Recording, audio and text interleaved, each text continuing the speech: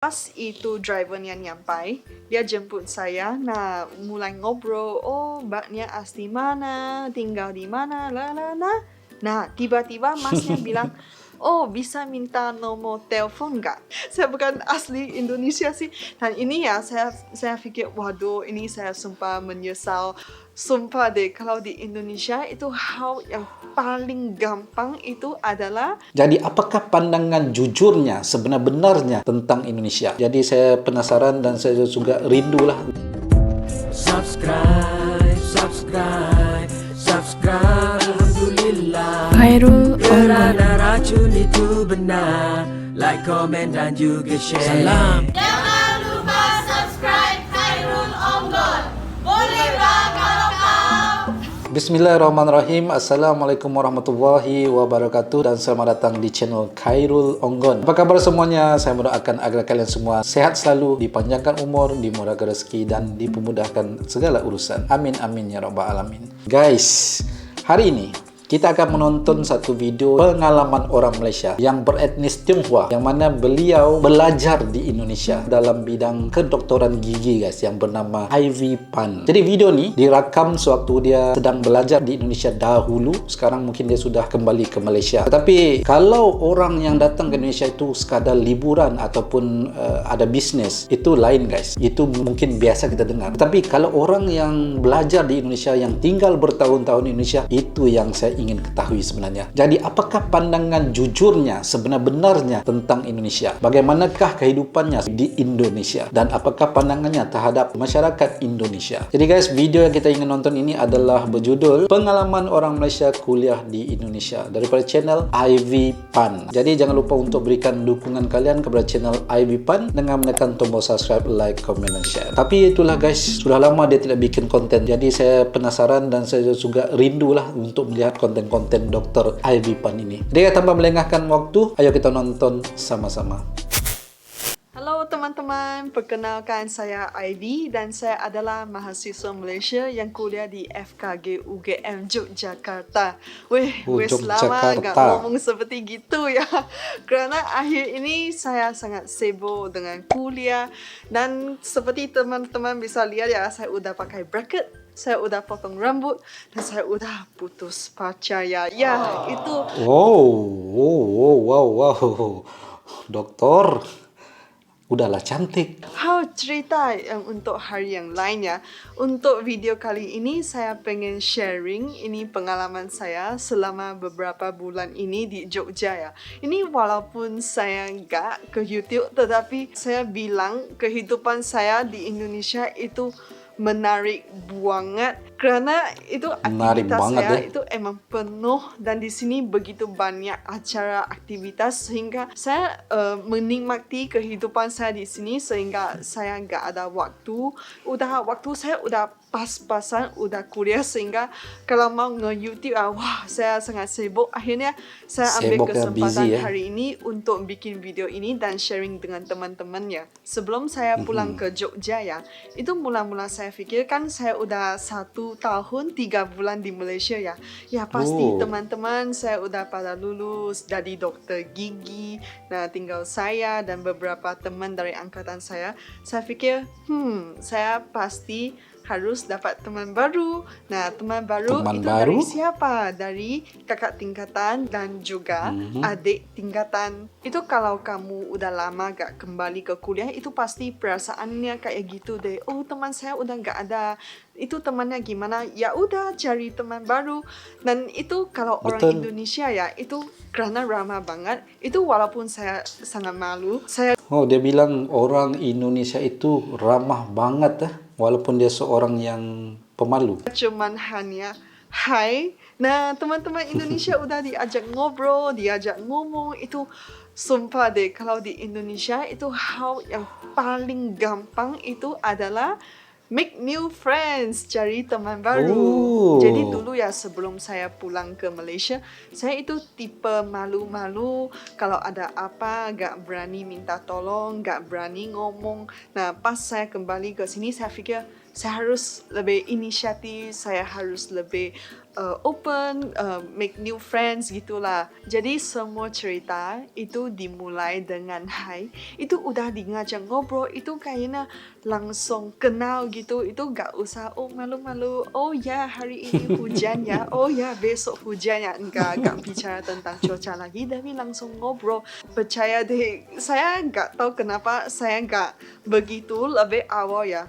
Itu saya merasa sumpah itu adik tingkatan saya itu orang mereka itu luar biasa enak banget. Dia nyesel guys, dia nyesel mengapa tidak daripada dulu lagi dia coba untuk rapat atau ngobrol-ngobrol dengan pelajar-pelajar lain. Untuk ngobrol, untuk nongkrong dan mereka sangat-sangat helpful dengan saya ya. Itu saya merasa itu Sangat salah satu membantu. pros kuliah di Indonesia. Kalau di kampus Satu itu kelebihan, orangnya, itu mahasiswanya itu sangat ramah, sangat membantu. Itu saya nggak bisa bayang apakah ada tempat yang lebih bagus daripada ini. Sumpah itu kondusif banget.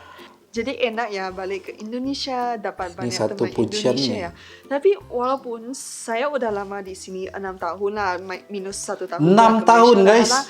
ada satu hal yang saya masih gak bisa mengerti, yaitu kenapa ya orang Indonesia, orang Jogja ya, wah itu ramah banget. Yaitu selamat siang, apakah yang bisa dibantu? Mohon kesabarannya, G. Tetapi pas Itu- mas Saya memang serius guys, saya waktu ke Indonesia salah satu yang membuatkan saya kaget culture shock adalah bukan saja makanan, budaya apa semua, tapi sikap sebenarnya. Sikap ramah orang Indonesia tu memang luar biasa. Apa ya perkataan yang sesuai? Keramahan dan kelembutan. Keramahan dan kelembutan. Kalau ramah aja itu biasa, tapi dicampur dengan kelembutan. masuk mobil, pas naik motor, itu sumpah bar banget, bar banget.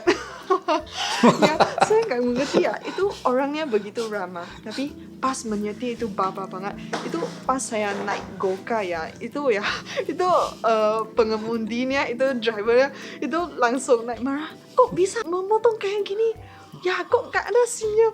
Saya lagi di belakang, saya lagi diam. Akhirnya Ini saya culture bilang, shock nih. Mas, kenapa ya orang Indonesia itu ramah, tapi pas menyetir barba ya, itu masnya bilang, iya kayak gini, kok bisa gini gitu. Masnya udah marah-marah gitu ya. Itu mungkin teman Indonesia bisa menjawab itu kenapa bisa begitu ya. Itu Kenapa sumpah ya? lucu Bisa jawab? banget deh. Dan lagi satu ya, saya mendapati orang Indonesia ada 4 tipe iya. Nah, ada tipe iya yang Keempat, biasa apa yang ya, kalau pertama? dijawab ada enggak? Oh, ya, iya. kamu jawab iya. Iya. Tetapi misalnya ada gosip ya, dan kamu mau konfirmasi gosip itu, nah kamu bilang iya. Nah, kayak gitu saya kasih contoh. Iya, Misalnya, gitu. nah dia lagi selingkuh sama Bu Retno toh.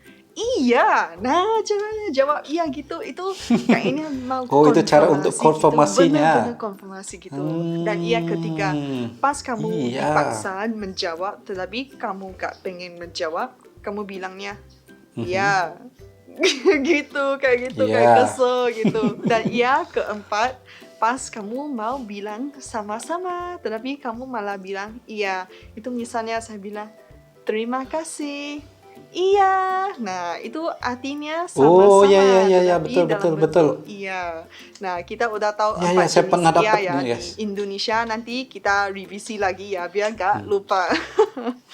Kan akhir ini saya sibuk kuliah ya, jadi hari ini saya barusan pulang dari acara BKGN, Bulan Kesehatan Gigi Nasional. BKKN. Dan di mana kampus saya, oke. FKG UGM, kita ada konsultasi online buat warga se-Indonesia. Nah guys, saya nggak tahu kenapa ya kalian itu lucu banget. Kami terima ada banyak pertanyaan yang aneh.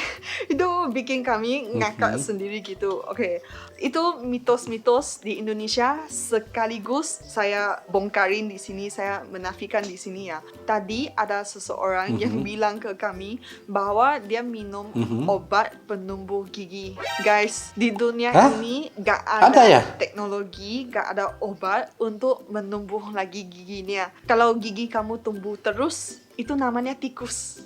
Ya, hanya tikus itu giginya tumbuh Tikus, terus. ya? Tapi manusia kita hanya ada gigi kecil sama gigi dewasa. Nah, kalau gigi dewasa kamu udah dicabut, ya udah kamu tidak akan ditumbuh giginya, makanya dijaga giginya dengan baik-baik. Dan yang paling saya sering dengar di Indonesia itu apakah cabut gigi akan bikin buta. Nah, guys, itu mungkin kalian Ini nggak tahu betul ya. ini. Di Ini bukan di muka Indonesia, di ada 3 Malaysia pun cabang bertanya soalan syaraf. yang sama. Nah, kayaknya gini. Nah, ini untuk mata, ini untuk rahang atas dan muka sini, dan ini untuk rahang bawah. Kamu Oke. bayangkan ya, cabut gigi atas itu palingnya efek di sini. Itu gak mungkin sampai di mata, bikin syaraf mata sehingga buta. Jadi guys, kalau kalian nggak sempat ikut Ini tahun informasi ini, yang bagus dan saya nih. tahu kalian enggak, karena itu tadi yang tanya itu jarang sebenarnya ya. Tadi itu sesuatu opportunity, itu yang peluang yang Peluang. sangat bagus, karena di mana dosen saya ya itu sebagai spesialis, sebagai dokter gigi yang berpengalaman mau mengambil waktu untuk membuka konsultasi. Nah, kalian bisa tanya lewat WA, tanya apa aja yang kalian pengen tanya, dan kalian selalu tanya di komentar saya. Di sini ada kesempatan dijawab spesialis, tapi kalian malah gak ikut. Tetapi it's Gak ikut. okay, gak apa-apa. Nanti tahun depan kalian ikut lagi BKGN ya guys, ingat-ingat. Nah, pas saya di Indonesia ya, ada banyak hal yang aneh dan lucu terjadi pada saya ya. Salah satu pas saya pakai itu aplikasi untuk pesan Ya, oke, ini mobil. pengalamannya, guys. Nah, pas itu drivernya nyampai, dia jemput saya. Nah, mulai ngobrol, oh mbaknya asli mana, tinggal di mana, Nah, tiba-tiba masnya bilang, oh bisa minta nomor telepon nggak? Itu saya nggak ngeh sih, itu saya kurang suka. Itu langsung minta telepon untuk alasan apapun. Tapi saya pikir ya udah, saya kasih dan saya blok. Saya tahu cowok kayak gini ya, dikasih handphone, dia langsung cek, dia langsung telepon. Apakah telepon yang dikasih benar? Nah, setelah dia cek, saya langsung blok. Nah, setelah itu dia telepon, HP-nya saya emang ringing. Nah, dia bilang, oh, kalau saya minta nomor telepon kamu, pacar kamu nggak marah ya? Saya nggak pikir banyak sih, soalnya saya lagi main handphone ya. Saya bilang, saya nggak ada pacar kok. Nah, Jujur. dia ingat saya open for dating, open untuk pacaran. Jadi makanya dia tanya gitu. Sebenarnya saya sebagai cewek ya, itu saya bisa bilang kebanyakan cewek mayoritas kurang seneng kalau ada cowok yang bilang kayak gitu. Itu kayaknya testing the water, tapi Betul. dengan cara yang kasar. Itu kayaknya nyoba-nyoba cek apakah dia punya pacar itu. Tapi cara ini kurang sopan deh. Walaupun saya udah tahu ya, tapi saya Ini tetap memang cara bilang lelaki saya ya, nggak guys. punya pacar. Soalnya kalau teman-teman cewek saya lain, mereka akan bilang, oh saya udah punya pacar. Tapi saya nggak akan bilang gitu untuk menolaknya, karena saya merasa kalau saya bilang gitu, dia bukan menghormati saya, tetapi dia menghormati cowok lain supaya back off, supaya mundur gitu. Jadi saya harus kasih tahu dia, walaupun saya nggak punya pacar, tapi saya nggak minat kamu. Itu kamu bayangkan ya, saya naik mobilnya nggak sampai 2 Bagus, menit jujur. udah diminta nomor teleponnya. Waduh, itu. Jadi itu the worst pengalaman yang paling jelek pas saya naik itu mobil di Indonesia. Oh, ini Biasanya jujur, aman, ini biasanya jujur. nyaman, tapi kali ini the worst man. Dan minggu lalu ya saya selesai nongkrong dengan teman. Okey, naik motor pulang ya. Nah, pas sampai perempatan Monjali Ring Road, di sana itu kan masih hujan. Jadi malamnya juga gelap. Nah, saya lihat itu motor di depan saya ya. Nah, ni motornya ni dia lagi di antara mau jalan motor atau jalan mobil.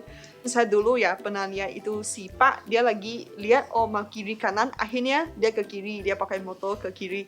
Tetapi ya saya lihat kok motor ini lurus terus sih. Nah, pas motornya udah sampai divider temboknya, itu dia gak berhenti. Jadi saya langsung ngehon, langsung ping gitu. Akhirnya Klakson.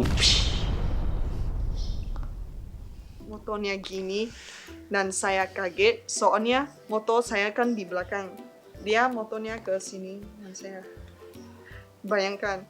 Jadi itu seperti movie, tetapi saya udah terlalu kaget. Saya langsung stop di tepi. Saya mau membantunya. Untung ada beberapa pak, mereka juga berhenti di belakang saya dan mereka mengangkat motornya ke tepi dan mengangkat baknya ke tepi. Ya wes aman. Tapi pas itu ya, itu gelap banget. Sampai itu motornya terus datang ya. Wah, itu serem banget guys. Sebab Soalnya gelap terlalu ya. gelap. Itu kalau baknya di tengah jalan itu bisa ditabrak loh. Nah, pas itu saya kebetulan HP saya habis baterai. Dan saya ini lagi mood panik gitu. Gak ada baterai. Saya harus gimana? Kenapa saya di sini? Apa yang saya bisa lakukan gitu? Nah, itu perasaan Mas dan Pak yang berhenti bersama saya. Kerana setelah mereka angkat baknya duduk di tepi jalan, mereka udah bingung mau apain. Nah, saya di sana, call ambulance. Dan mereka tanya saya, apakah punya nomor satpam? HP saya kan udah mati baterai dan saya bilang ya udah Google aja itu nomor satgas, bukan satpam sih, satgas atau apa ya, itu di sini pakai apa ya, pokoknya call somebody, datang tolong gitu. Dan saya bilang, tanya saya apa, saya bukan asli Indonesia sih. Dan ini ya saya fikir, waduh ini saya sumpah menyesal gak nge-charge baterai. Nah, pas di dalam rumah sakit kampus saya ada satu list, ini nomor ambulans, nomor satgas, nomor siapa penting pokoknya ya, guys. siapa datang membantu gitu. Nah, akhirnya ada sekelompok masnya datang juga. Mereka juga bingung, mereka kayaknya datang lihat ya mbak ini cedera kayak gini, kayaknya apa ya, itu datang lihat-lihat aja. Dan saya kerana saya satu-satunya mungkin profesi terkait kedokteran ya, medis ya, jadi saya harus rally mereka ya, jadi saya harus memimpin mereka harus apain. Dan saya bilang ke Mas, okay, kita harus call ambulance. Dan Masnya bilang, ambulance dari mana? Dan saya fikir, ambulans dari mungkin mana? Monjali Sajito mungkin paling dekat ya. Nah, jadi saya bilang, call Sajito. Dan mereka bilang, nomor Sajito dia berapa? Nah, saya langsung pakai HP mereka, saya langsung Google, saya langsung call gitu. Baknya itu cederanya untungnya bukan fatal. Dan dia kayaknya cedera di sini, bibirnya sama terkena Alhamdulillah giginya. ya, masih baik ya. Kalau saya sebagai koas kedokteran gigi, saya hanya bisa menyenangkan dia. Dan saya juga satu-satunya cewek di sana. Jadi saya bilang ke Mbak, it's okay, semua akan okay. Nanti akan dirawat dokter, akan dijahit gitu. Nah, kalian pasti fikir ya, kenapa saya nggak seperti apa ya, Grey's Anatomy atau medical drama ya. Itu ada apa-apa langsung turun padang, langsung jahit, langsung surgery di warung itu ya. Nah, teman-teman, itu kan posisi saya di Jalan Monjali, bukan Pulau Monjali. Jadi ada ketentuan masih dalam lagi kedokteran, mahasiswi kalau di dekat kamu ada orang yang lebih berkompetensi, makanya kamu gak boleh melakukan tindakan medis apa-apa. Nah, kan saya kan bukan jauh di pulau terpencil di mana itu pas malam, pas gelap, kamu itu bisa lihat bintang begitu banyak sehingga kamu gak bisa hitung bintangnya. Nah, makanya di Jogja kan masih bisa hitung bintangnya ya. Jadi itu patokannya. Untuk saya tidak melakukan tindakan, jadi saya hanya sangat menyenangkan. Itu mbaknya supaya santai. Nah, akhirnya ambulansnya datang. Itu juga lama sekali.